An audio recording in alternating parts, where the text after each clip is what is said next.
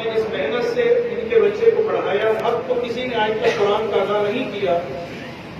البتہ میں آپ سب کے سامنے کیونکہ سب رشتے دار موجود ہیں، جس طرح ہم چاہتے تھے کہ وہ دور دوبارہ سے بحال ہو جائے کہ حفاظ کی خدمتیں ہوں، ان کا اعزاز و اکرام ہو، ان کے لیے دل و جان سے ہم ہر چیز نچھاور کر دیں کہ انہوں نے ہمارے بچوں کو اس قابل بنایا، اور در حقیقت استاد کی عزت قرآن کی وجہ سے ہے۔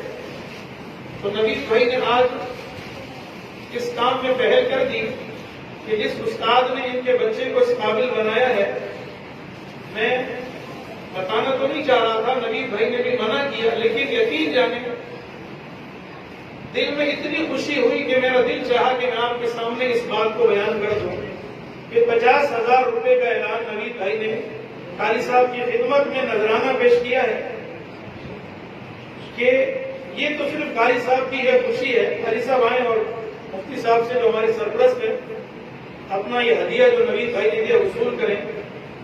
اور دوسرا قاری صاحب کے لیے ایک اہم اعلان ہے کہ قاری صاحب کرائی کی رہائش پر تھے، بڑی پریشانی کی زندگی، آج کل مہنگائی مسائل کتنے ہیں، تو نوید بھائی نے قاری صاحب کے لیے رہائش کا بندوبست بھی فرما دیا۔ وہ آپ سب سے بھی دعاؤں کی درخواست ہے کہ جلد از جلد قاری صاحب کو انشاءاللہ یہیں پر اوپر رہائش بھی بنا کر دیں گے۔ اسی طریقے سے میں آپ سب کے سامنے کہوں گا کہ قرآن کی محبت کا ثبوت پیش کریں۔ جن اساتذہ نے آپ کے بچوں کو آپ کو پڑھایا ہے، استاد کا مقام دوبارہ سے بحال کریں۔ وہ لوگ جنہوں نے علماء کے خلاف باتیں کی، قرہ کے خلاف باتیں کی، یہ ہمارے ہمدرد اور خیرخواہ نہیں تھے، یاد رکھیں۔ یہ وہ لوگ ہیں جو اسلام کے دشمن ہیں، قرآن کے دشمن ہیں۔ وہ یہ چاہتے ہیں کہ قرآن کی عظمت ختم ہو جائے۔ ان کو مجھے اور آپ یا میری داڑھی اور پگڑی یا کسی کی ٹوپی سے کوئی سروکار نہیں۔